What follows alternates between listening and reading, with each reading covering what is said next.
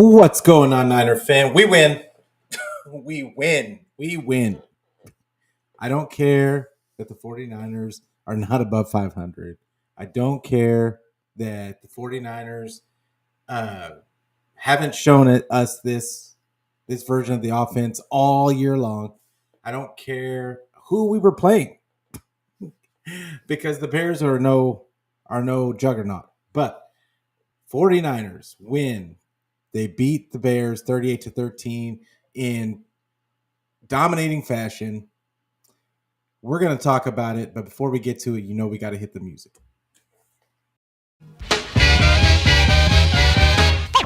Ladies and gentlemen, I like to know. are you ready for start time?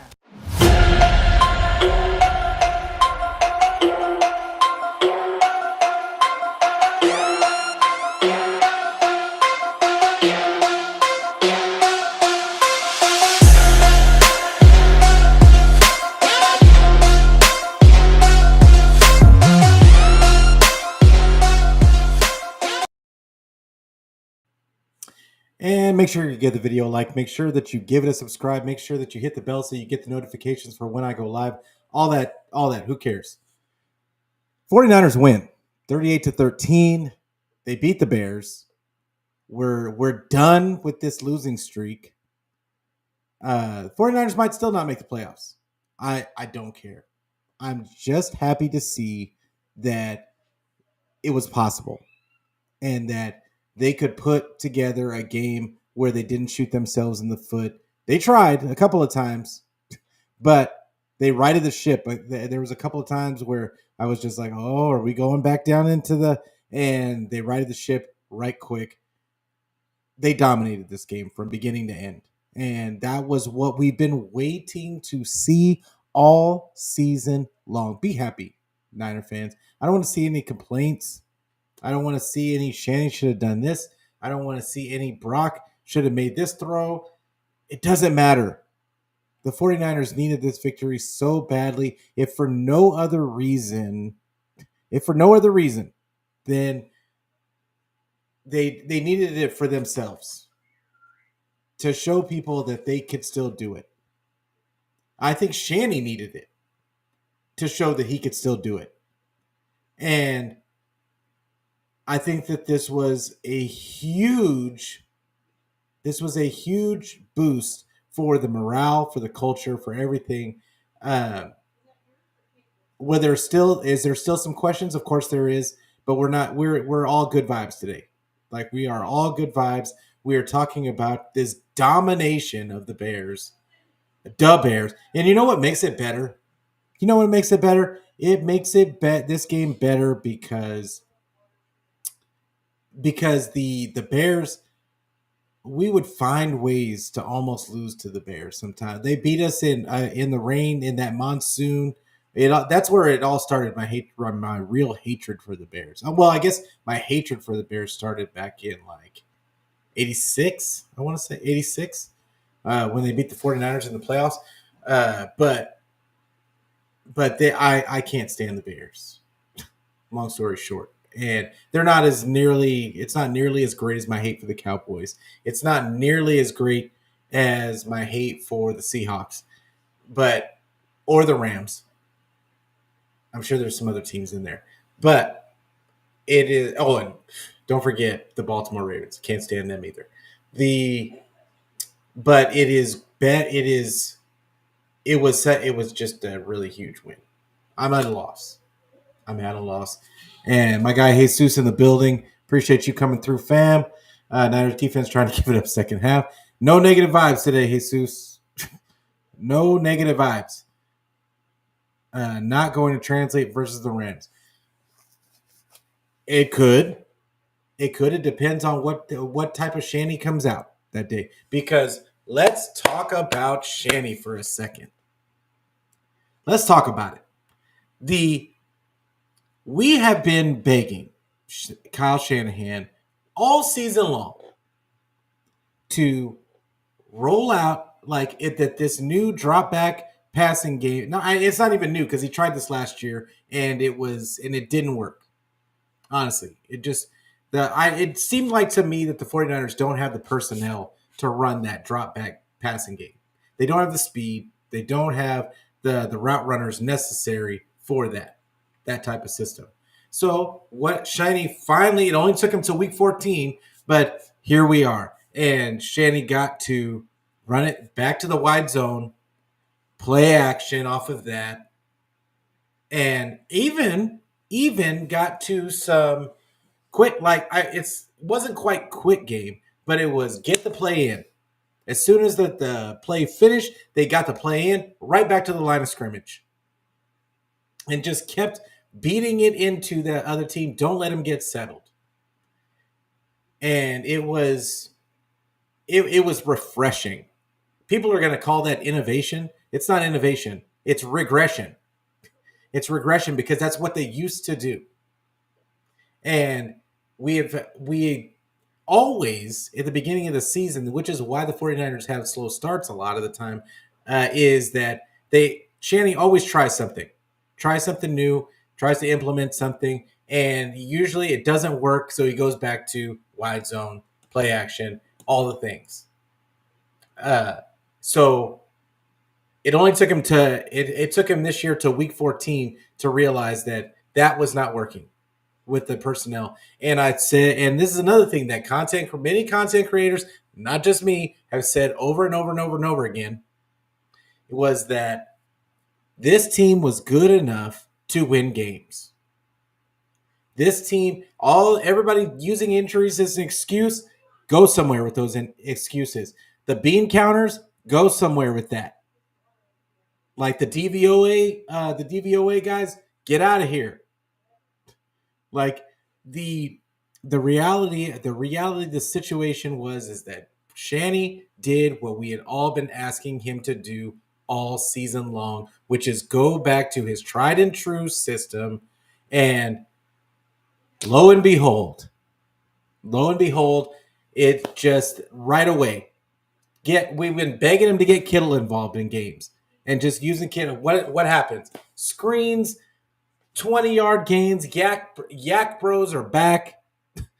Like, I mean, all of a sudden we got Yak everywhere. It's wild that it took this.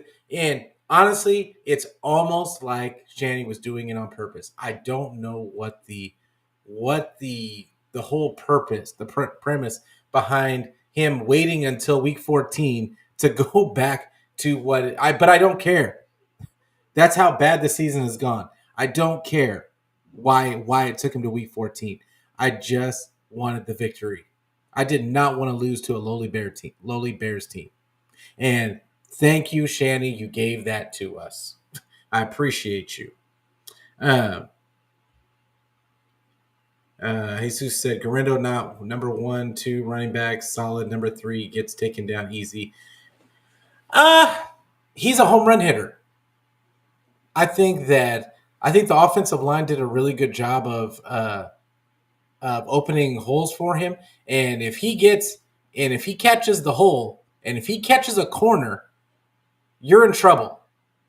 The team, whoever, if he gets around the corner, if he gets around that edge, it's a problem.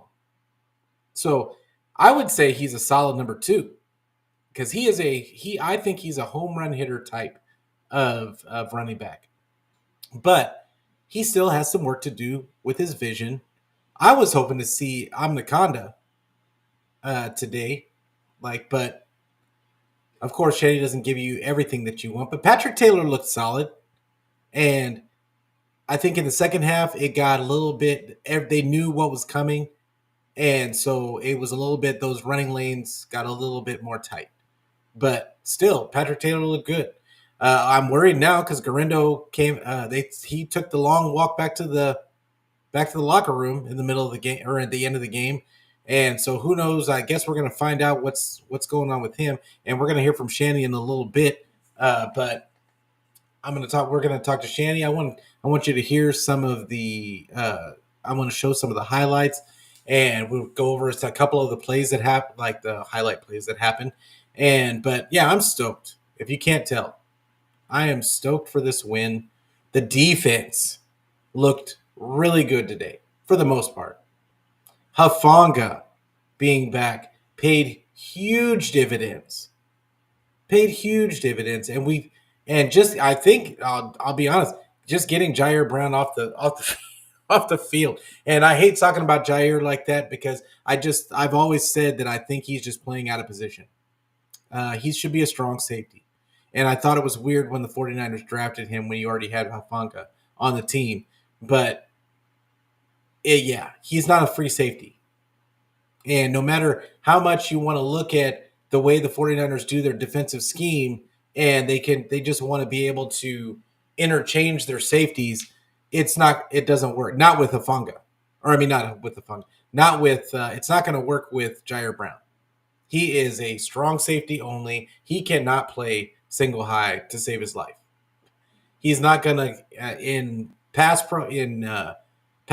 It's gonna be he's great towards the line of scrimmage, but in pass coverage, it's iffy at best.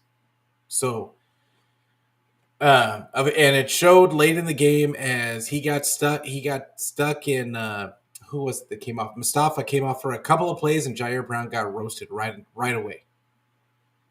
So it's I don't think that's a good sign for Jair Brown.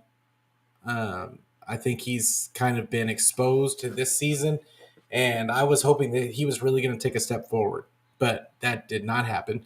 Anyway, spilled milk. Let's talk about some of these statistics in this game. And Jesus said, "No, it's not the team. Not good. Don't be fooled."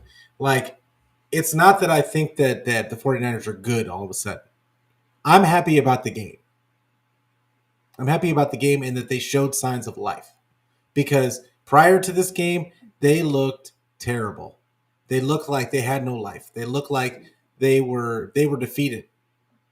They looked defeated as a team, and I think they came out with effort today that was awesome. Purdy looked awesome. Purdy looked awesome, and but I think it all comes back to Shanny putting them in a position to succeed, and I really think that's what it mostly was. I think it was the play calling, the flow of the game was huge, and then the defense came out knowing that they were gonna stop the run, and yeah, and then Hafanga I'm telling you, Hafanga made a huge difference in this game. The Gross Matos was a beast today. I think he ended up with let's talk about the statistics first. Brock Purdy ends up 20 of 25, 325 yards, 2 touchdowns, and I believe he had a rushing. Did he have? Oh no, that's right. That one was called back. But but yeah, 2 touchdowns, no interceptions. He took 1 sack, but he had a 145 rating, 97 QBR. Awesome. He was awesome all the way around. On the flip side, and whatever you think of the 49ers defense, this has been a constant right here. Caleb Williams went 17 of 23, 134 yards. And just a lot of quarterbacks have struggled to get yards on this 49er defense. The 49er defense might give up rushing yards, but they do not give up passing yards. And that they had 7 sacks today, which partly is because of Caleb Williams. He's taken a lot of sacks this season. Their offensive line is people try to tell me that their offensive line during my show on Thursday, somebody got into the comments saying that their offensive line wasn't that bad. And I said at the time, and I'm not going to call that person out, but I said at the time, they're terrible. You just got to watch the games. I don't care what the statistics say, they're terrible. And they gave up 7 sacks. He had a 116 rating still. Because he had 2 touchdowns. That helped his rating. And then his QBR was a 32. So yeah. It was not a good showing by him. But the most important statistic for Chicago's DeAndre Swift had 14 carries for 38 yards, 2.7 a carry, no touchdowns, no rushing touchdowns given up. Huge. That is a huge win for the defense. I mean, I can't say that enough. That is something that the 49ers have not been able to do all season. And they were able to get off the field time and time again. And I get it. The Bears stink on offense. I get it. But but what they weren't planning on is Shanny showing up today. Channing showing up today with his A game. They were not prepared. The Bears were not prepared for Shanny to go to regress and do what he used to do. They were prepared for what the 49ers put on tape this season, which is a lot of drop back passing game, easy to get them out of their run sets, like all that stuff. And Shanny committed. He said, "This is what we're doing. They're not going to be able to stop it," and they weren't. And I'm going to say another thing that might be a little, I don't know if you would consider it controversial, and honestly, I don't care. Like, the reality is Jawan Jennings is the best receiver on the 49ers. Period, point blank. And people can sit and say, "Oh, well, how can you say that just because Brandon Ayuk's hurt?" Like, no. Brandon Ayuk runs outstanding routes. He can be taken out of a game. He has been taken out of games multiple times, being a number 2, number 3, number 4 option sometimes, and he's just not even involved in games sometimes. Jawan Jennings makes his presence felt in every single game. Even when the 49ers are bad, he doesn't stop. And now you might say that's because there was nobody because Brandon Ayuk wasn't available. And that might be true. But I think that because Jawan got his opportunity to get this amount of volume and to show people what he's capable of, I don't know that you can go away from him because he is such a spark. He has so much heart. You can throw it up to him and he's going to come down with the ball. He's a fighter and he is a tone setter.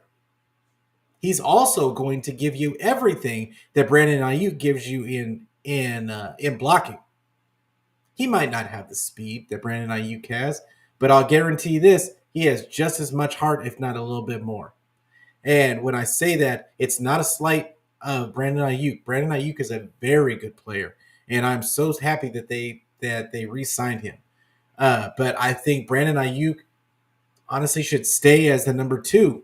I think he is a number 2. I don't see Brandon Ayuk as a number 1. And Jennings is just one of those guys that's going to get open. And you can say that Shanny is scheming it up, but even when the 49ers were terrible and they couldn't get anything going, there was one constant, and it was Jawan Jennings. So I'm going to continue to say it. Jawan Jennings, best wide receiver on the 49ers, in my opinion. George Kittle proved why it has been ridiculous that he is not involved in this offensive game plan. You have to manufacture touches for this man. It is criminal to not get him involved. This is what happens. And let's talk about I want to go down the statistics. We talked about DeAndre Swift only getting 38 yards. Isaac Guerrero had 78 yards on 15 carries, 5.2 yards a carry, 2 touchdowns. He was nice today. I would say he was really good. And this guy, I think the kid can only get better. What I worry with Guerrero is just what happened at the end of the game. He's had injury issues throughout his career.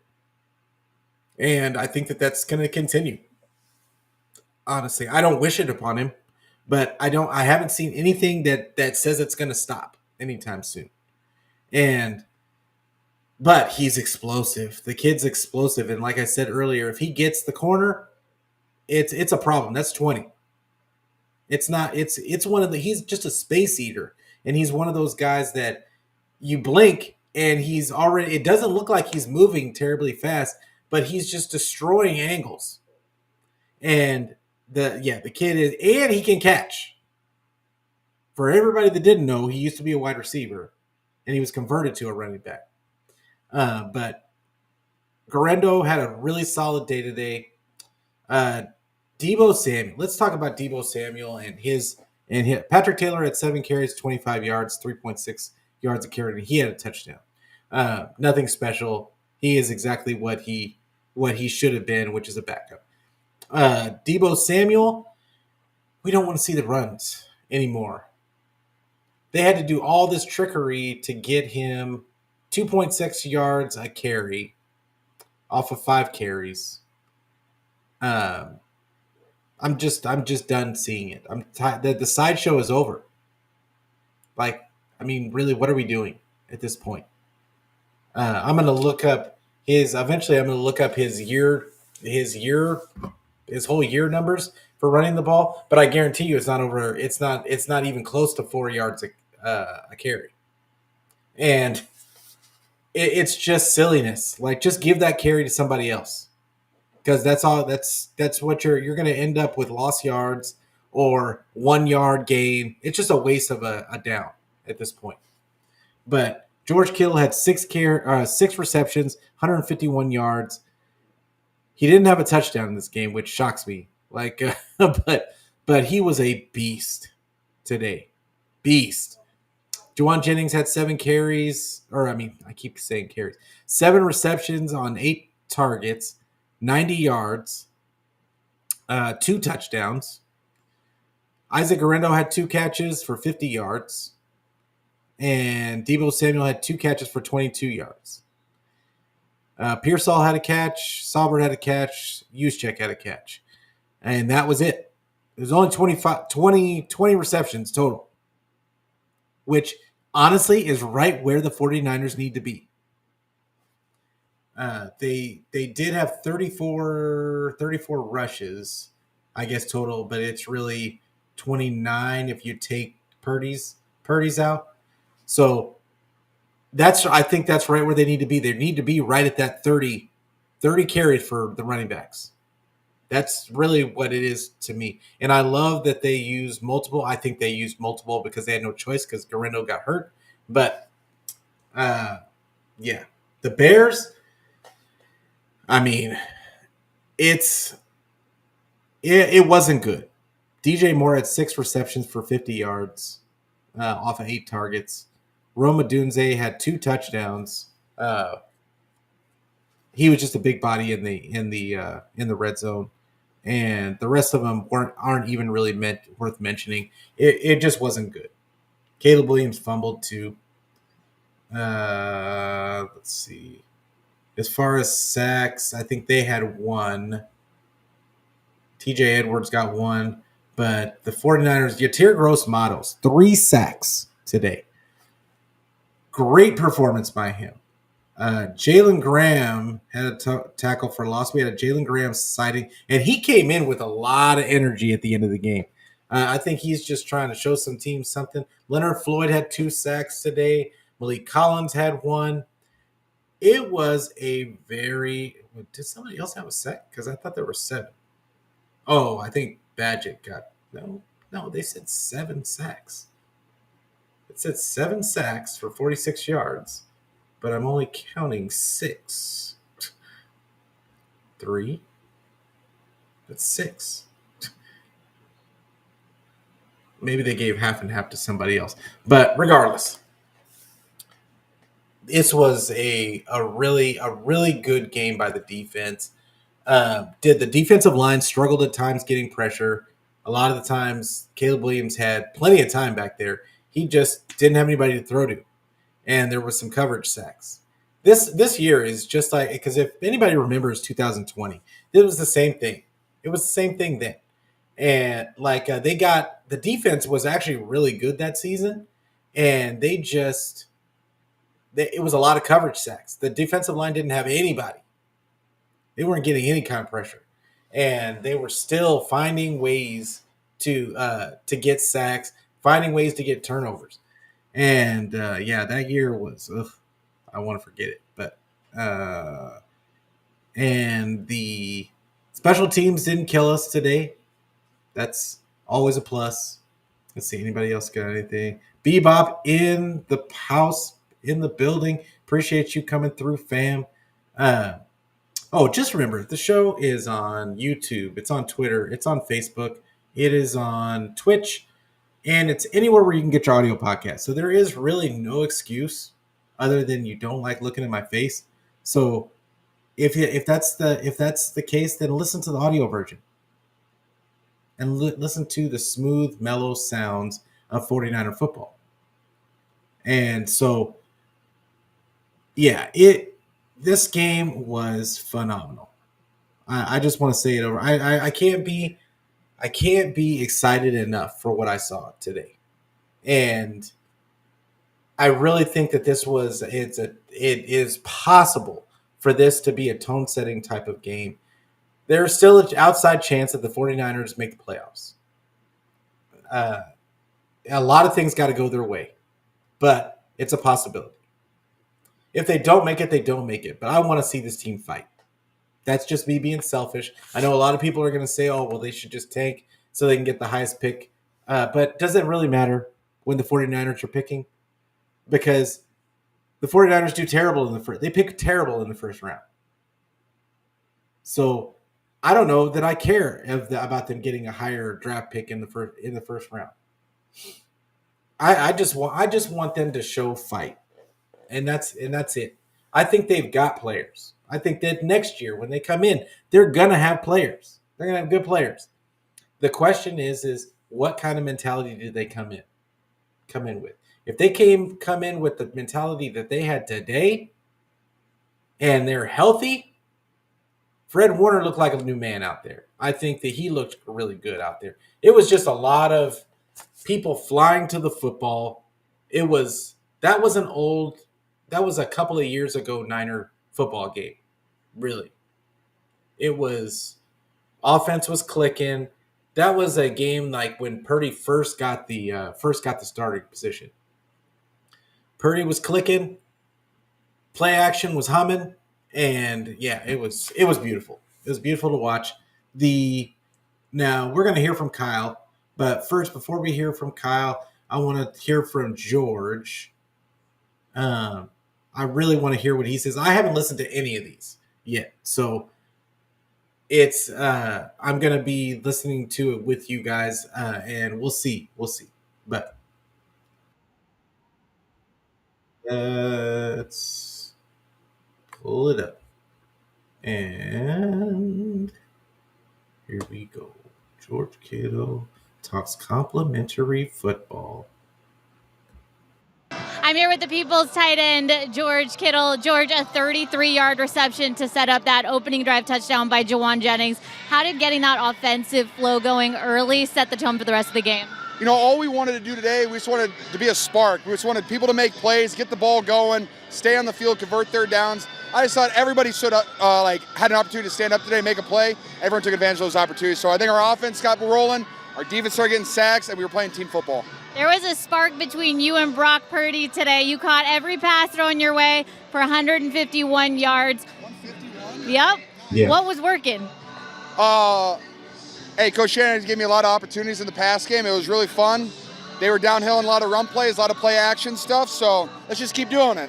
All right, I'm going to throw a lot of numbers your way. You needed 84 yards today to become the third tight end in NFL history with Hall of Famer Antonio Gates and Travis Kelce to have 500 receptions, 7,000 yards in your first 8 seasons. What do you think about that company? It's an absolute honor. Those are fantastic tight ends, 2 of my favorites. Anytime you're on a list with guys like that, it's a good thing. It's just how much fun to be a part of the 49ers and do it here. 5 touchdowns and a field goal today. What'd you learn about your team's ability to bounce back after a couple of back-to-back 10-point performances? Hey, we got that dog in us. We just had to be back home at Levi's to get it rolling again. Thanks so much, George. See you guys. All right. On with a big performance today.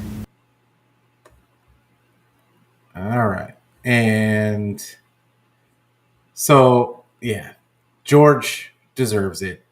Deserves to be excited. I love George's press conferences because he always leaves a little nugget in there for you of what he'd like to see. He is not the mindless drone like a lot of the other interviews, to where he's complacent with what they're doing. If he sees a problem, like he voices his opinion in front of everybody. And in the past, he's talked about how much he would like for them to get back to the wide zone and their play action game. They did it. Guess what George mentions today? The play action game. So I'm happy for George. He deserves it. The guy's great. Terror Dome in the building. Appreciate you coming through, fam. Make sure that you check my guy out on YouTube, as well as he's on the social media platforms as well, Twitter. And I'm still going to call it Twitter. I don't care about X or whatever you want to call it. I still call it Twitter. And then Bebop says 85 is a monster. I saw a lot of chatter on Twitter this week about this guy should go, that guy, should we keep Kittle, and all. This guy is the one guy that you don't have to worry about him working hard, that you don't have to worry about him giving maximum effort in every single game he's in. And he is a leader upon leaders. Like, he's a guy that leads by examples. He just gives a great vibe to the team, and he epitomizes the culture of the squad that had been in the past. This year, it's been rough, but there's been one constant as far as George Kittle not taking accountability and basically saying, "Hey, I was right. Just play action, play action." And it's so funny because play action had not been a staple of the offense all season long. They play action so much in this game, especially in the beginning part, that it really just opened up the offense, and anybody was watching had to have seen the same thing. Even the bean counters. So now we're going to hear from Kyle. Can't wait.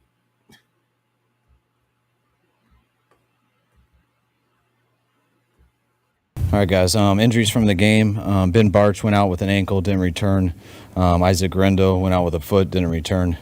Go ahead. What's the extent of Garendo's foot injury? We're not sure. Possible foot sprain. Okay, X-rays didn't for sure show anything, so we'll have to look into more tomorrow. It's a high ankle sprain, is it? Or is it? Yes. Yeah. How much did you guys just need that right off the bat to just jump out to the 24-0 lead after what's gone on the last couple of weeks? A lot. I mean, losing that close one at Seattle in the last play at home was so tough, and then the following 2 weeks were as bad as it got. So we had to step it up today. Wanted to play well. I thought we did play well, and the most important thing was getting a win, and we got it done. So I was proud of the guys. Can anybody just stop him real quick? Can anybody see the difference in his mannerisms? I talked about this in my last show because late in the week I said if he feels a little different, like he looked energized, he looked like it looked a little bit different. And anybody that doesn't believe me saying that now please go back and look at the show. It'll give me some extra views, but for real, like I said it on the last show, the vibe of the press conference was different. And I said, he just looks like everybody had been talking about how tired he looks. He did not look tired in the last press conference. And I feel like there's more going on behind the scenes than we really know. But it seemed like this game, Shanny came out just to let people know. Any moment, anybody can get it. I would like to face a lot of those teams on a neutral play. I would like to play a lot of those teams right now. How like Shanny's talking right now. How Shanny looked up doing the play calls today. Even with the depleted roster, I think it might look a little different. But let him finish. The way they came out and the way they finished. That's offensive rhythm you think this team's been into the first half especially? Yeah, definitely. I mean, I mean, that first half went pretty well. So, I mean, having, I think, over 300 yards in a half, and I think our defense gave up 2. So I don't think anyone in the league's done that in half this year on both sides. So it was a hell of a first half. What did you think of the way Isaac played before he got hurt, and how consciously were you trying to take advantage of his receiving skills? Those 2 catches obviously helped. Yeah, I mean, Brock got to a check down on that first third down. He was waiting on Kittle to get across the middle, and that's who I was watching. And then he went underneath to Isaac, and they just dropped him. So that was a huge play. But I thought Isaac looked real well, looked real good today. Ran hard, affected the game in the pass game, and hopefully we get some good news on his injury. But it was. So I had mixed emotions on that last drive. It was nice to be able to go on a 14-play drive to finish it with a touchdown and kind of put him away. But it was tough losing Isaac there. What was the difference offensively today? It seems like you've been waiting to have this type of a performance all season. I mean, it's just how it went. There's not like an answer on this compared to the rest of the season. Guys played well. There is. Stayed on the field on third down. Thought we got the run game and the pass game going. I thought the defense kept getting us the ball back every second in the first half, so it was easy to stick with it, and momentum's contagious, not just on the offense, but all 3 phases. I want to say something about that as well. First off, Kyle can say what he wants to. That game plan was not what we've seen all season long, and I'm sure that people are going to pick it apart on when the All-22 comes out. But I'm telling you that was a different game plan. And he can say what he wants, but they came out on a mission today. And I feel like with his play calling, he came out on a mission. And then let's talk about the defense. Sorensen, I feel somebody said it on Twitter, and it really made me think. It was Sorensen calling, because the defense looked to be a little different. Like how they were calling the defense and the coverages, it looked a little bit different. And I'm wondering, could be wrong, but was Staley more involved in this one? And I saw somebody say it on Twitter, and it really made me think, was he more involved in this one? And are they kind of transitioning towards more of that? They're never going to admit it. So we can say what we want. But I'd be interested. I'd be interested to find out if anybody knows on the inside. But yeah, a little anxious when the roughing the passer when Brock stayed down for a little bit. Always when any of our players are down. What up, McNiner? But they talked to me in my headset and stuff, and by the time he got to the sideline, they told me it was good. So it was short-lived. You think well, kind of asked similarly to what I was going to ask. But one of the themes this season between you guys and the players is we need to play complementary football. And it did seem that everybody was firing on all cylinders in all phases of the game today. And I wanted to know, did you think that was sparked by the offense? But you kind of just said that you feel like the defense, well, you said they kept it going. So do you think it was sparked by the offense? And do you think that's how you keep that going for the rest of the season? We got the ball first and we scored, and then our defense got it right back to us, and it kind of went that way the whole half. So, I think maybe our second series we did punt, and when the defense stops the team 3 and out right after that, and you get it right back, then you quickly forget about it. When you punt and they go down and tie it up, the whole game gets changed. So it's all complimentary football, and the guys were in sync today. What did you think of Hufanga's first game back, and what does his presence do for the secondary? I was just pumped to get Huff out there in uniform. We weren't sure how it was going to go this week with him being back for practice, and we thought he looked real good. And then when he told me he had the confidence he had to play on Friday, I was pumped to start him. So just to get him out there, I thought was just the emotions of it. I thought sparked our team. It looked like he played real well, just from what I saw live. I'll see more on the tape, but just the type of guy Huff is, and getting him back out on the field with us throughout the week, and then in that game, I think fired our guys up. You mentioned the other day that before Christian got here, you've been pretty plug and play with your running backs and be able to use different guys. For Isaac to step up like he did, and Patrick Taylor came in and got a touchdown. If Garendo is hurting, what can Taylor do for you? I think you guys saw a little bit today.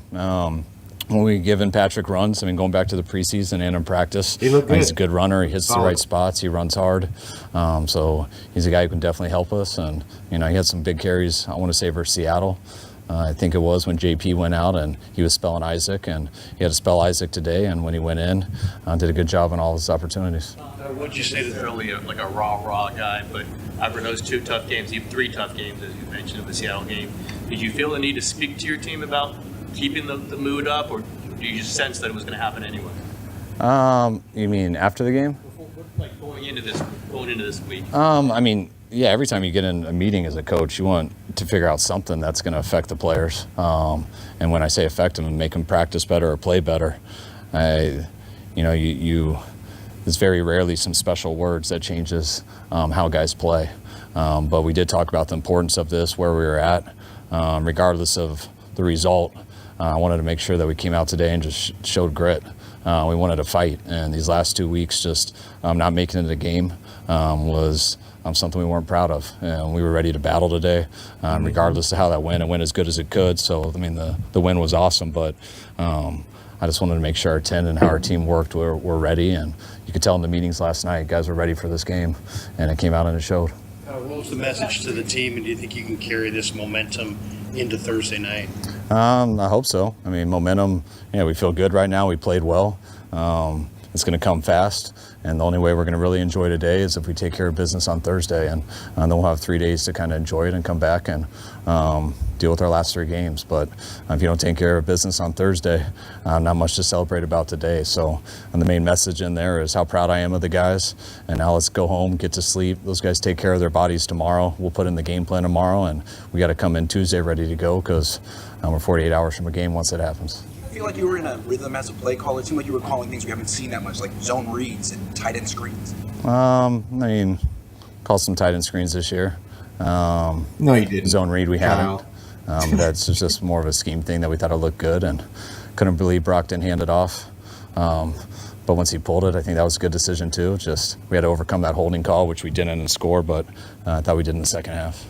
That's great. You said you wanted the guys to come out and play with some grit. When you think about the fact that Malik Mustafa took a hard hit, looked like he was a little rattled, came to the sideline, went back in, and he was the guy that broke up that play with Ozunde, or I think that's how you say his name. When he broke that up, if he wasn't there, that could have been a touchdown, obviously. But then also the grit behind Brock Purdy, taking a hard hit, coming right back a snap later. Can you just speak to the resilience of those 2 guys? Yeah, I mean, grit's is such a roundabout saying, but we got gritty dudes all over our team. We got as tough as guys as there is.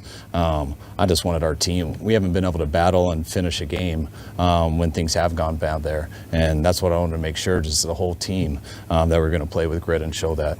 Not necessarily as individuals. I know we got gritty dudes all over, but when you have your backs against the wall like we have had, that's when it's your opportunities to show that your team can still play with some grit. Your team can have some resilience, and when we've been in those situations this year where we needed to, we haven't.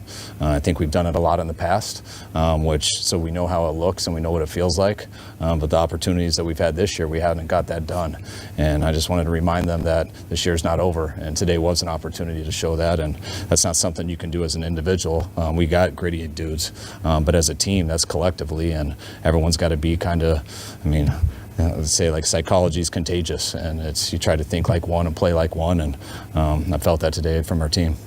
Last week, there's been some rumors. I wanted to answer this question by McNiner, and make sure that you give my guy a follow on Twitter. Make sure you give him a subscribe on his channel. He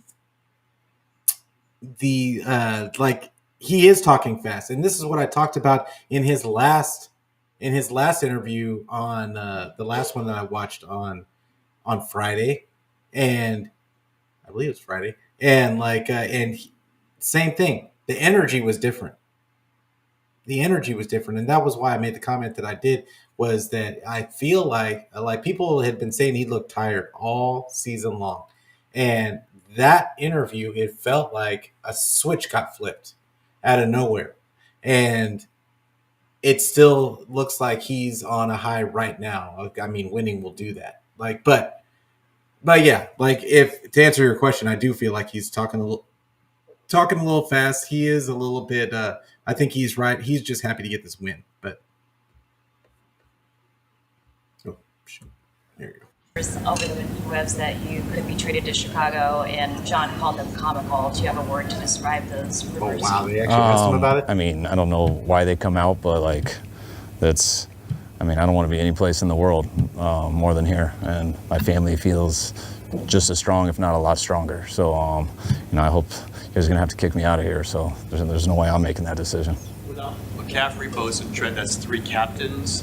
Do you see other leaders, kind of younger players emerging as somewhat as leaders? Yeah, I think we've been needing that all year. When you want to be a leader, it starts with what you do on the field. It's got to be genuine. And when you have a certain way of playing on the field and you're out there and you do things, guys will start to look to those guys as leaders. And then it's kind of how you carry yourself and what you do in those moments. And I think we've had a lot of guys on this team going back to even week 1 till now that weren't, that didn't expect to get a lot of opportunities, maybe when we drafted them or back in training camp, and they've gotten opportunities fast. And that's, I think, one of the positives, that there's a lot of guys that we do believe in, that I do believe are getting better each week, and hopefully they're going to be good Niners here for a long time. How valuable is it to have a guy like Isaac with that kind of speed, but also enough size to run inside? I don't get how you can do one without the other. So if you could just draft track guys to run the speed plays and big guys to run the other plays, then that would be easy, but you can get hit wherever you go. So you better be able to run outside, inside. You better be able to lower your pads and take hits, and the faster you are, the better, as long as you can do all that other stuff. You run that screen pass to Kittle, the 33-yarder on the first drive before, and then just how well was he able to exploit the defense? It was good. We caught him in a zone dog, which helps because they were matching all the guys down the field, so there's only kind of one guy looking at him. Got scarred a lot back in the day calling that because especially people like KJ Wright, they would just sit and stare at Kittle every time he blocked, so as soon as he'd catch it, people would drill him. So sometimes it's hard to get screens to guys who are really good at it, but that was a good play to open it up. Got it versus the right look, and when you can get George the ball versus the right look, I think everyone sees how explosive he is, and we just give him some crap for getting tackled inside the 5 twice, but he was unbelievable today. Brock had a bum shoulder against Seattle and then had to sit out, and it was in a snowstorm. It's kind of difficult for him during that 3-game losing streak. Did he stay kind of steady throughout? Did you sense any sort of frustration? Normal frustration. We want to win, and Brock's as competitive as anyone I've been around. So, he was real disappointed about the Seattle game and how they got away from us at the end. And then for him to come in Monday and feel the way he did was kind of a shock to him and to all of us. And it didn't respond very well that week. And so he wasn't able to come back versus Green Bay and get that taste out of his mouth. And when he did versus versus Buffalo, that wasn't a very fun game for obvious reasons. So he's been battling. He's been awesome in practice. He's been great in the meetings. And I was real happy for today because it seemed like he played his ass off and he was decisive in everything he did. And he's always a competitor. Let's talk about Brock real quick. Brock looked like he was comfortable because they went back to what they do well, which is they kind of relied on the play action. It gave him some time. He got some time in the pocket. He didn't have to do as much running for his life, and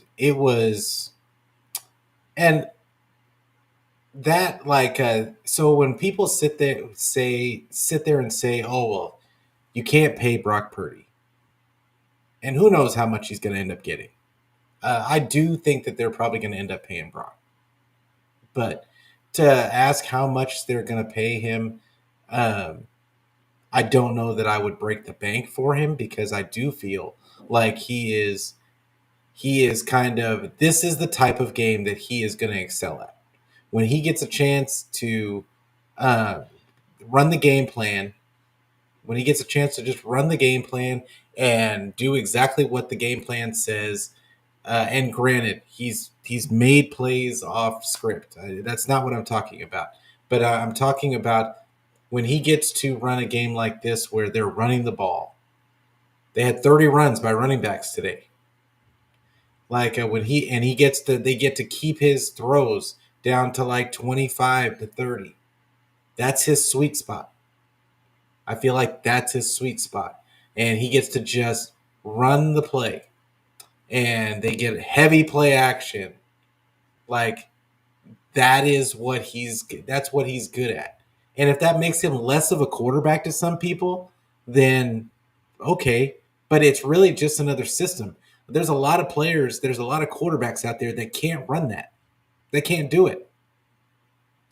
Jared Goff got ran out of the Rams. Now, we don't really know why he got ran off, but they say that they ran him off because he struggled with playing under center, playing with his back to the defense and running this play action type of style of offense.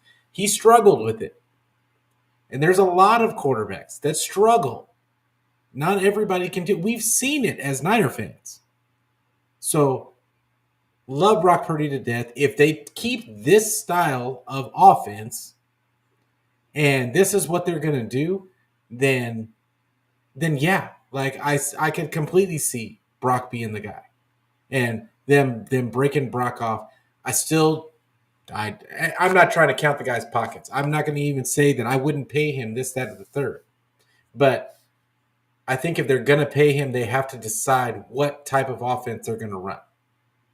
In my opinion, I think it matters. And because I don't think Brock Purdy can run any style of offense. It has to be something specific. And but Brock played a phenomenal game today because that's the kind of game plan that Brock excels in. So as long as that's the offense and that's what we're running, I think Brock is the guy. I think he is the guy. And I will say this, I want to say this about Brock today. Phenomenal job of checking the ball down and just getting the ball out. I think throughout this season, what we saw was him struggling, constantly looking downfield and just not willing to check it down. And he did a phenomenal job today of just taking the 3 or 4 yards. Just getting the 3 or 4 yards, taking that 3 or 4 yards and not leaving it to a 3rd and 10. I think that was huge for the psyche and for his psyche, the offense's psyche, and it does something to the defense when you have the feeling like he could throw it anywhere. It does something to the defense. So I was so happy to see that from him. But let's finish up with Kyle. On that second challenge, were they already in the replay review, or did you throw the flag to try to get them to do the replay? How did that all? Which one? You threw the challenge flag on the second time. The one, the low catch or the fumble? The fumble? No, once they said it was an incompletion, then we saw on the scoreboard that he threw it backwards. So then I just threw it and said it was a fumble, and I think they overturned it anyways after I did that. So got my challenge back. After a couple of cross country. It was a bad challenge by him. Not that one, but the first one with challenging the spot of the ball. I mean, it was so obvious that Juwan didn't make it. But I didn't understand him challenging it because it didn't look at all like there was even a question. But so I don't know why he challenged that one. But the other ones he got right. I'm just glad that he challenged him, even if you can't take the chance of them getting you right. You almost have to challenge. Country road trips and inclement weather. How much did you feel the home field advantage today? I mean, we always feel a home field advantage. It's so nice to not have to use a silent count and to be able to use our cadence and tee off on the ball and everything. We don't mind going on the road. We've been able to play in loud environments. We've been able to play in cold weather. Doesn't mean we prefer it, but we always love being at home and can't wait to be here in 4 days. All right, thanks, guys. All right. And I did it to myself again. Not that it matters. But, okay. Let's hear from...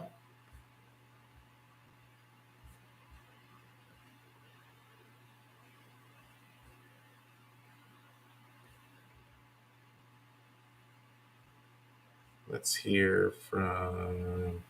Oh, is this from today?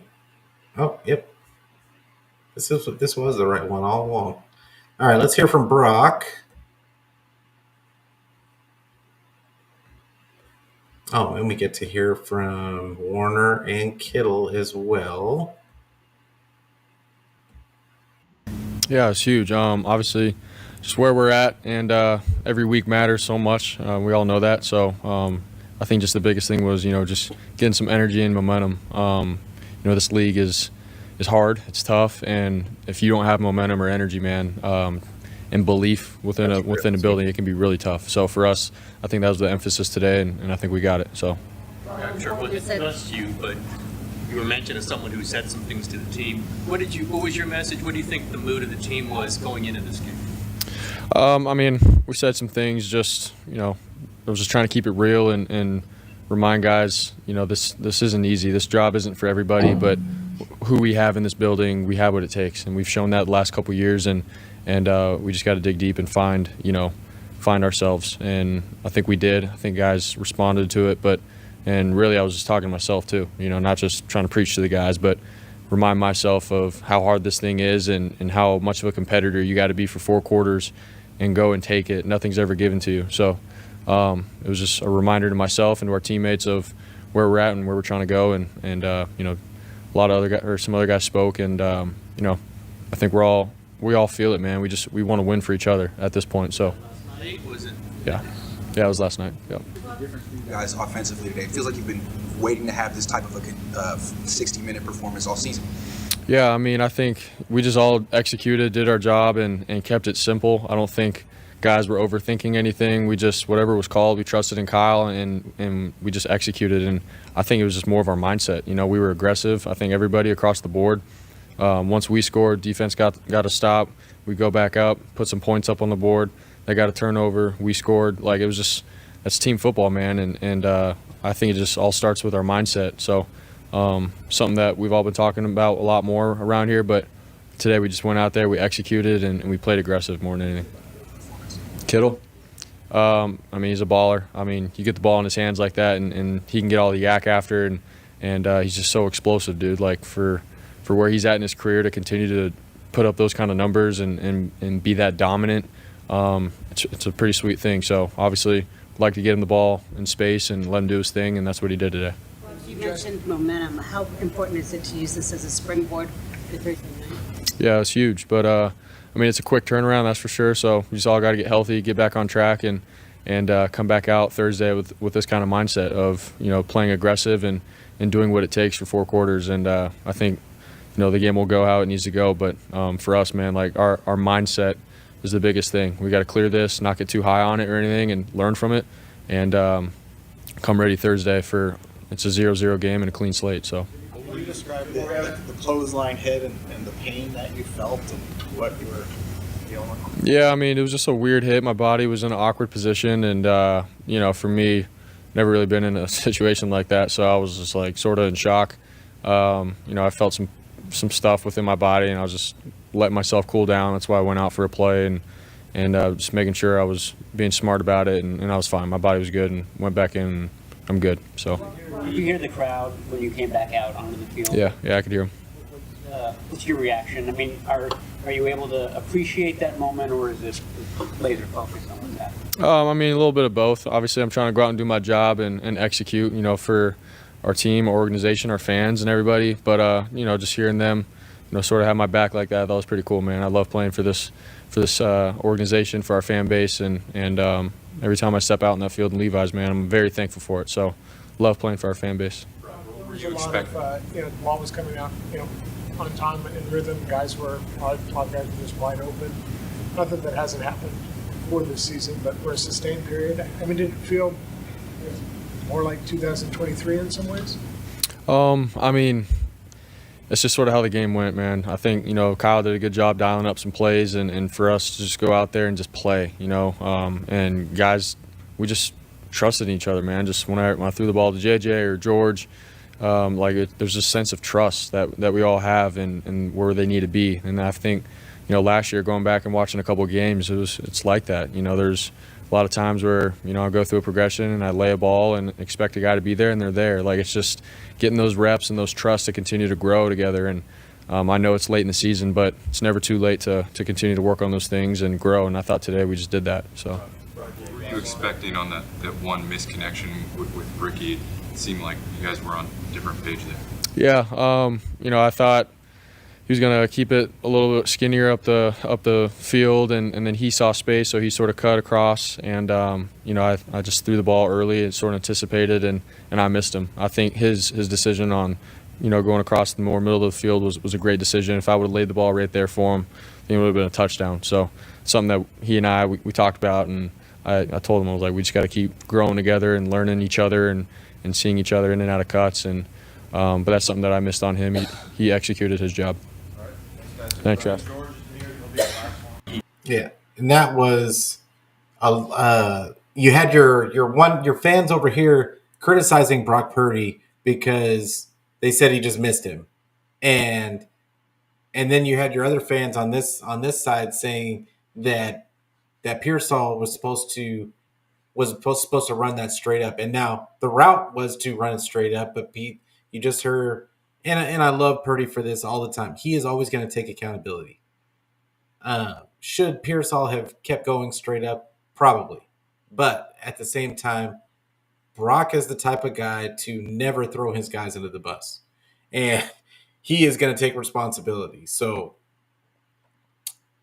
I look for the maturation of their relationship to grow as they play more downs together. I think Pearsall, it's going to take time for him to build that equity in this system with all the playmakers. I mean, even with Ayuk out and Christian McCaffrey out, like you still got Kittle, Debo, Jawan is to me the best receiver on the squad, and so you've got all these monsters in this offense that it's really hard to stand out.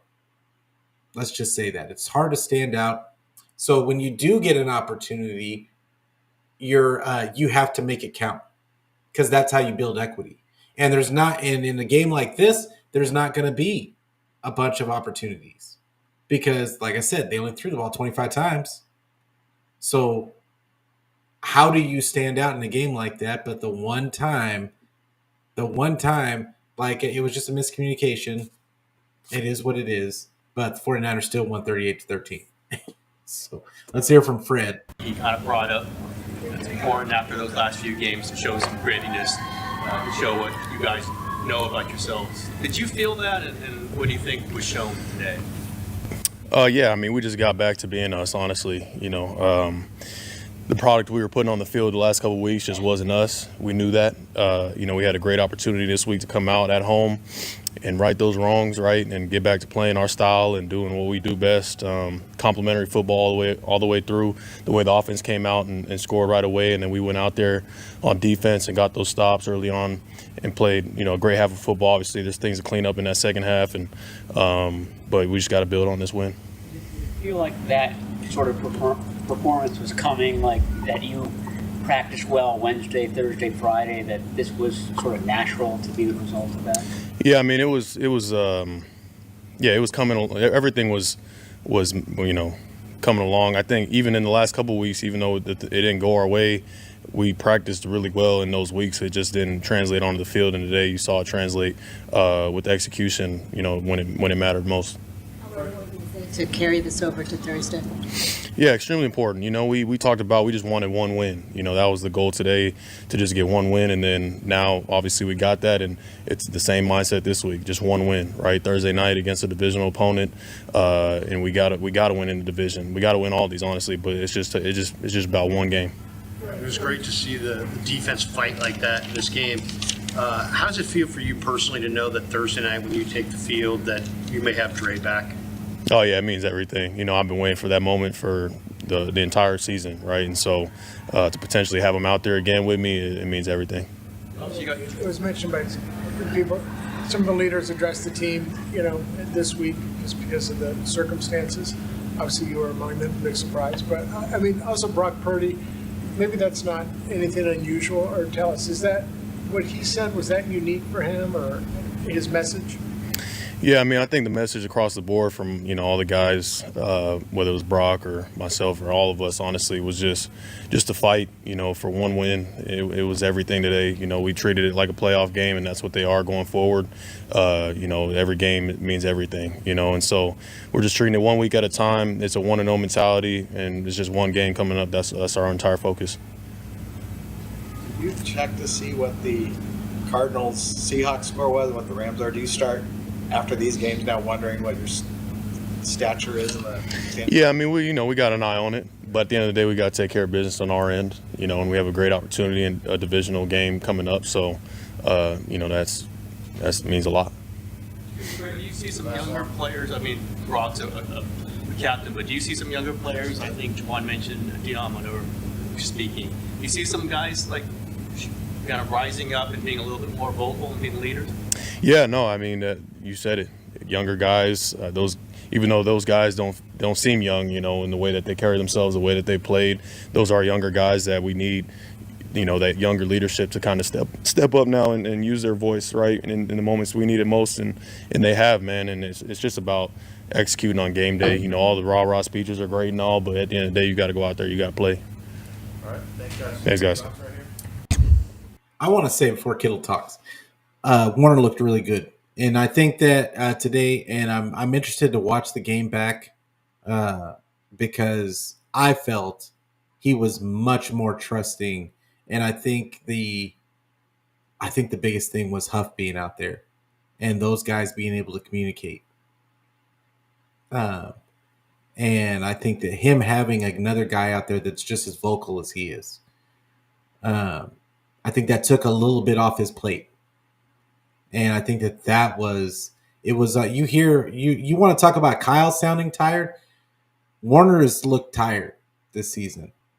And I think that a lot has been put on his shoulders, and he's never going to shirk his responsibility as a leader on this defense. But at the same time, it takes a toll. I think it takes a toll when you've got guys that aren't up to the same level as what you've had in the past. And now all of a sudden it's not just you. Like, you got some decent players out there, even playing above their pay grade, but at the same time, it's not the same as having a Bosa out there. It's not the same as having a Dre Greenlaw out there. It's not the same as having a Hufanga out there.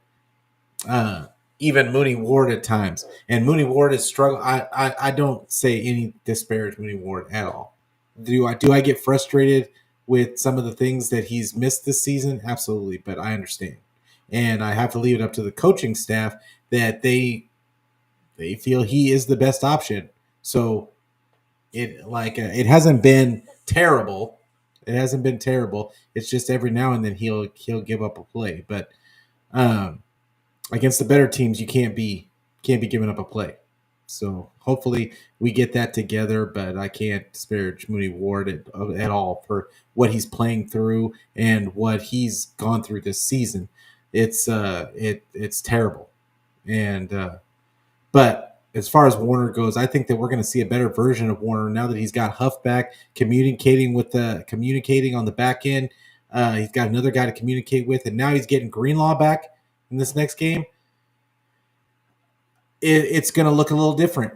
I think it's going to look a little different. I'm really interested to see how Greenlaw comes coming out of having missed basically most of the season. And the last time he played was in the Super Bowl. So it's going to be interesting to see him go out. I wonder if they're going to have him on a pitch count, have him like kind of switching off between him, Devondre Campbell, and D. Winters. D. Winters looked really good out there today. I can't wait to rewatch his film as well. I think he played really well today. There was just a lot. It was a lot. It was a lot of ball that we've been waiting to see from the 49ers. But let's hear from Kittle real quick before we get out of here. Did last night's team meeting stand out to you? I mean, you've been part of a lot of team meetings. Who talked about the team meeting? Kyle. Shanahan did? He would talk about his own team meeting. That's crazy. What'd they say about it? And I'll go off of them. Well, apparently a lot of people spoke, and that some people who don't usually spoke. Aren't you an author? Ooh. Dang. Found that one myself. But yeah, no, you know what? Kyle doesn't always have players speak or spoke, however you want to say it.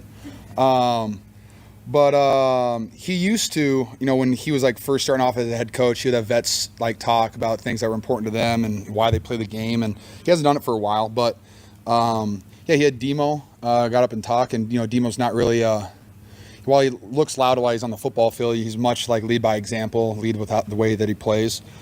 But when you give guys like that an opportunity to speak in front of the team, it means a lot to everybody watching, to everybody listening, to everybody in that room. And we all respect and love Demo, not just how he plays, but he's a great teammate. He shows up every day. He works his tail off, and he plays the game the right way. And for him to speak, and then also for Brock to get in front of a team, which he doesn't always do, but this for him to talk, and it doesn't really matter what they say. There's no like magical rah-rah speech or anything like that. It's just the fact that it means enough to them that, when Kyle asks them to speak, that they say, yes, I would love to speak in front of the team. And so I think just that in itself definitely motivates the boys.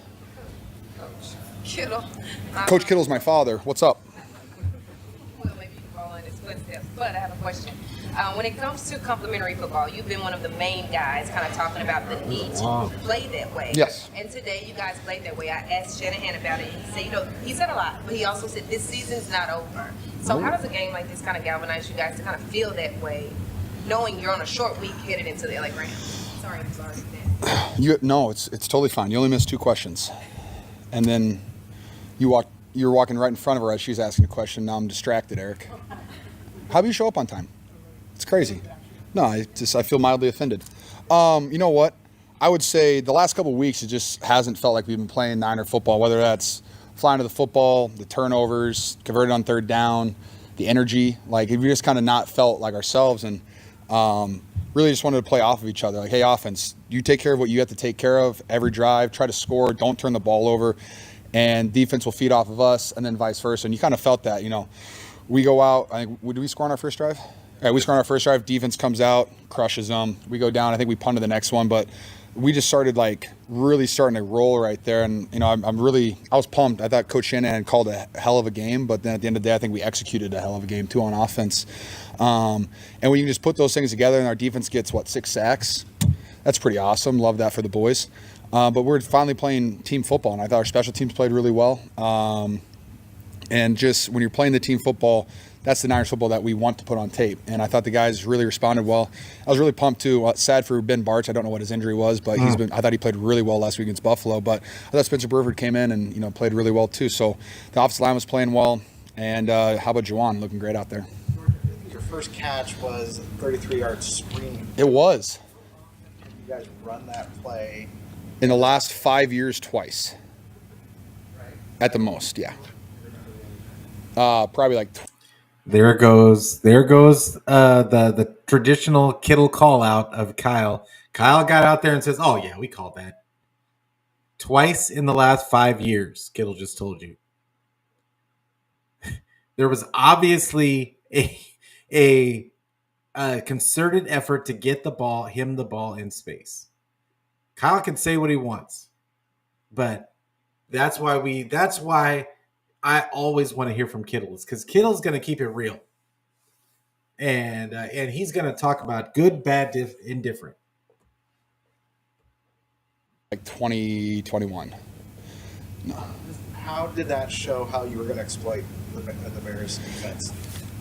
Just the defense that they've had, and every time we've played against because Eberflus was with the Colts when we played them in 2021.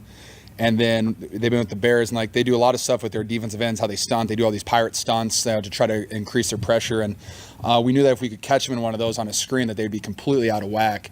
And I don't know if we caught them on the first one, but the defensive end just played completely upfield, and our offensive line did a great job blocking for it. But just the way that they got upfield, kind of like how our defense does, we just thought we could exploit that, and I thought we did a good job of that.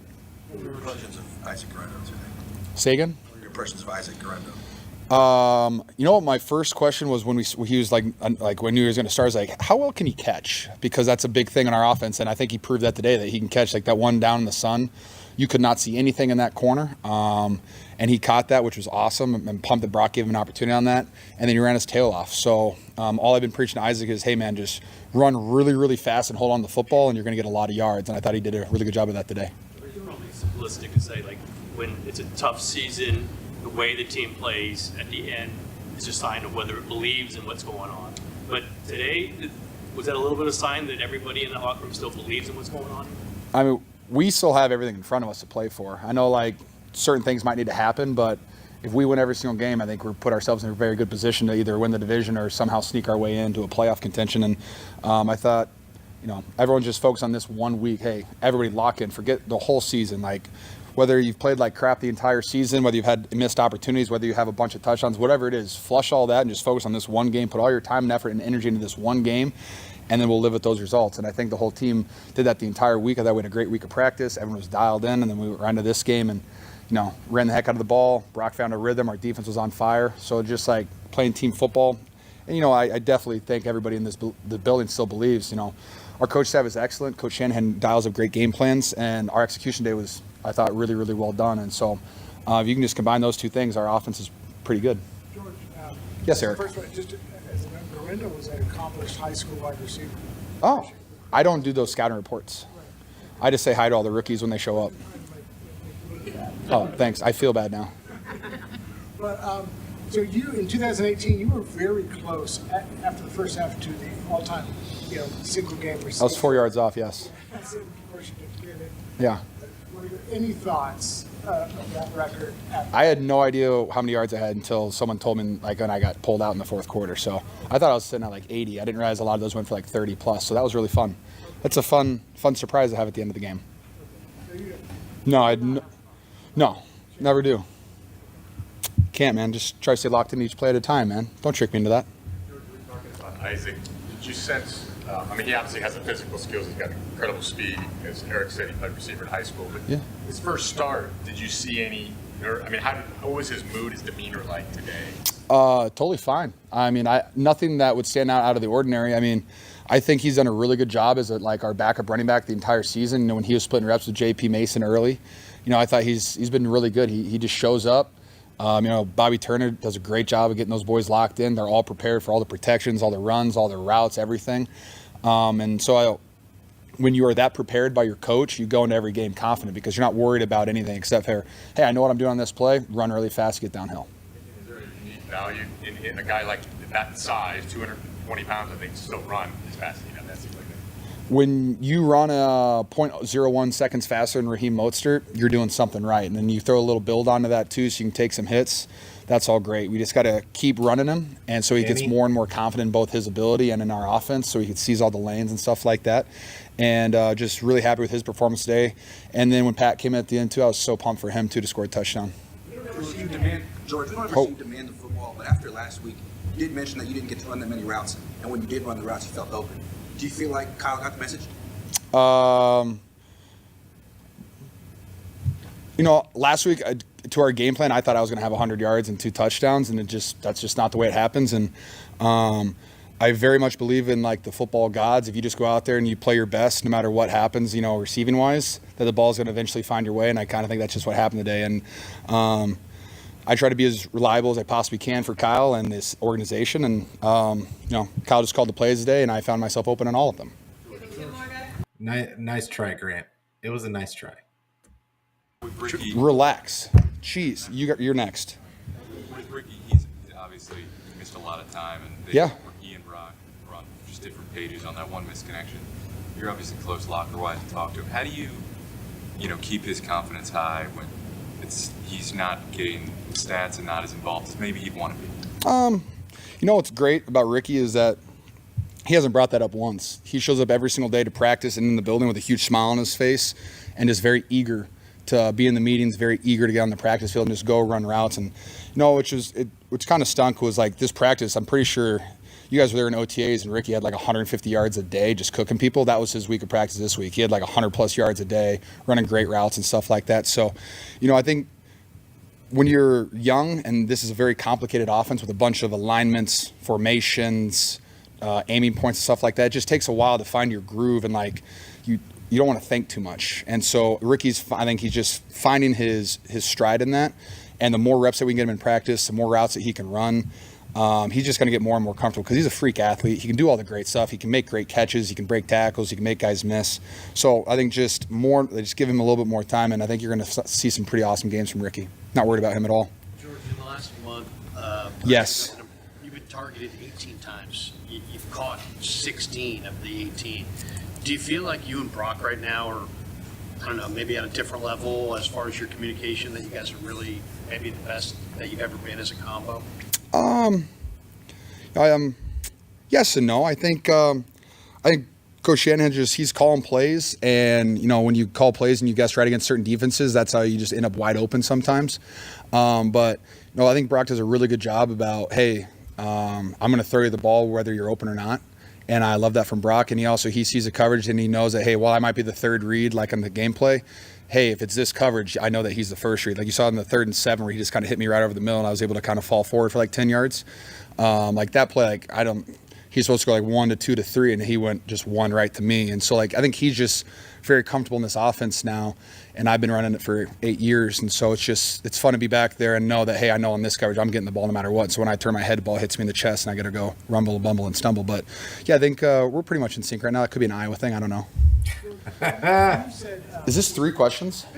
Holy cow. $20 a question. Remember I charged you $40 to tell me facts the other day? Or is that you, Cam? You owe me $40. You said you expected 100 yards and 2 touchdowns last week. Well, I expect that every week, but last week specifically, yes, I did. Were you expecting that? Were you factoring in a blizzard? Like, did you expect to have? I was waiting to have the best backyard game of my life last week. I couldn't wait. Just doesn't happen sometimes. It is what it is. Okay. 4 questions? Oh, a 4th question. Only if you say please. Yes, ma'am. When it comes to this team, obviously you guys have always talked about playing for each other. Yep. But you guys have experienced tragedy Yeah. this season. And then to also see Christian McCaffrey post on social media and say, this is just not my year, knowing how hard he's taking that because of how much he loves football. In that conversation where the leader spoke, was that part of the conversation and wanting to play harder for each other than you guys have earlier this season?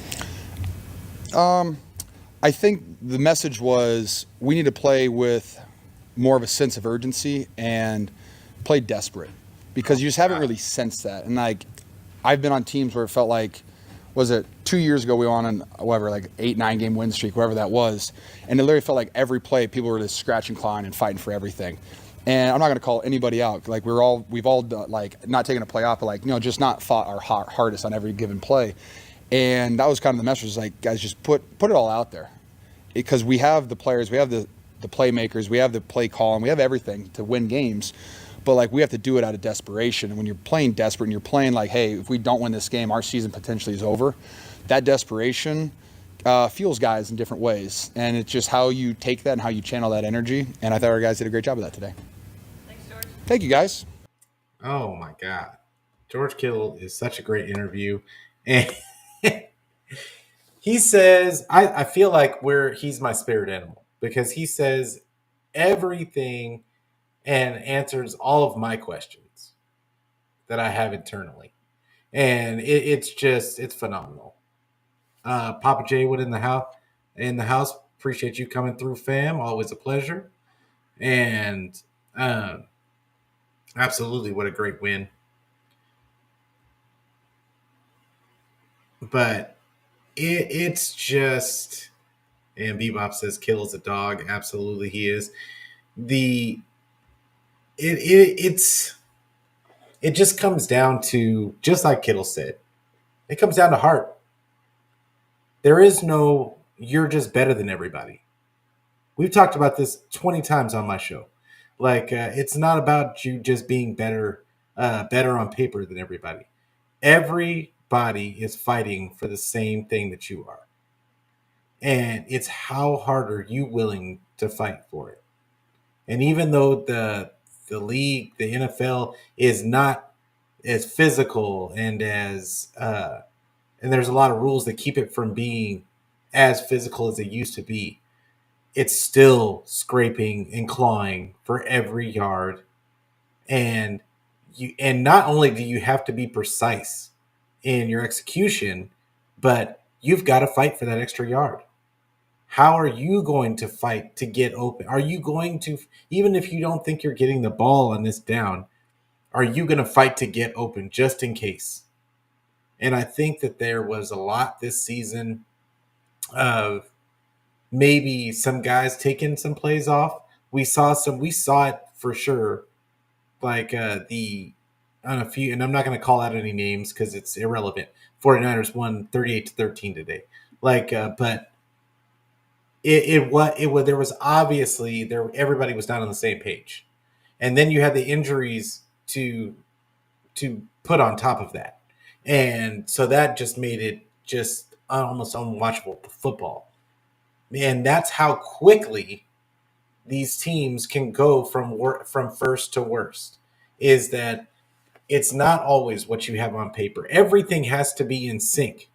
And that's why this team in the past has been so special, for it to be this good, and why it's so special to have a coach that has gotten you to 4 national championship NFC championship games and 2 Super Bowls. That's why that's special, is because it is so hard to get a team into those positions on a year-to-year basis.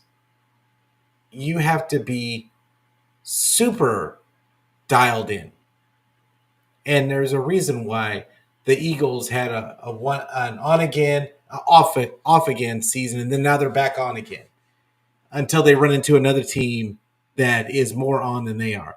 And that's really what it comes down to. How on are you this week? So I loved everything that Kittle said. Loved this game, 38-13. I'm going to say it again. 49ers beat the Bears. The next game, but yeah, the 49ers still have an outside chance of making the playoffs, and they got the Rams next this Thursday. It's another short week. The schedule makers aren't doing the 49ers any favors this season, but another short week. Can the 49ers? It is in SoFi, or not SoFi. It's in 49. It's in what do they call it? I can't remember what they call it. But anyway, it's a home, even if it was in LA, it'd be a home game for the 49ers. But the 49ers got to get some revenge. They've got to get some revenge this week. They've got to win this game. NFC West division game. They've got to have every single game for the rest of the season. They've got the Rams, the Dolphins, the Lions, and the Cardinals, and they've got to win every single one of them to even have a chance of making the playoffs. And even if they win all of them, they may not get in. But it's got to start there. They've got to win all 4. So here we go. This is can they carry this momentum into the Rams? I will see you guys again on Tuesday. Me, Beto, Brandon, we were texting during the game, and we're super excited to have our show this Tuesday, getting you ready for that game. And then Thursday, I'm hoping to have to do an instant reaction show right after the game. But if I don't do it on that Thursday night, then I'll have another show on Friday. But this is it. This is it. If the 49ers somehow make it into the playoffs, and they carry this type of momentum, like what we saw today, if this is the type of team that comes out into the playoffs, it's not gonna be easy for all these teams. Now, will they be able to do this against better defenses, against better teams? That's really what it comes down to. Can they do that? But I would say if Shanny gets more willy-nilly with the play action, it could. I think that he just needs to get that gleam in his eye again and just want it more than the other coach does. Not care anymore. Call the best game. Call what you want to call. I thought it was huge that he called those couple of fourth down. That he had those couple of fourth down conversions. I thought that was huge for his psyche and for the team. You see how the Lions galvanize behind Campbell because he does that all the time. But I'm sure we're gonna talk more about it on Tuesday. I appreciate you guys sticking in with me for so long. Appreciate everybody for coming in. Papa, David McNiner, Bebop, Jesus, Terror Dome making an appearance. Appreciate you coming through, fam. And like I said, make sure you get the video like, make sure that you give it a subscribe, make sure that you hit the bell so you get the notifications for when I go live. And man, tell a friend so we can come join my 413 people that are watching the show, that are subscribed to the channel. Be a part of the community. Let's talk about it. This isn't a show where I sit there and tell you what's going to happen, tell you why this is that and the third. This is a channel for people to just talk it out. Let's grow. Let's root for our team regardless of what happens. And but hope you guys have a good week. Remember, and I'm gonna have that same thought every single week. We're gonna talk about. I'm gonna have a thought at the end of each show, but make sure you hug your family and friends. Make sure that you call your people and you tell them how you feel about them. Don't let a day go by. Make sure you check in with people. So that's very important. Everybody, have a great week. And as always, go Niners. Win 38-13. Bears, go Niners.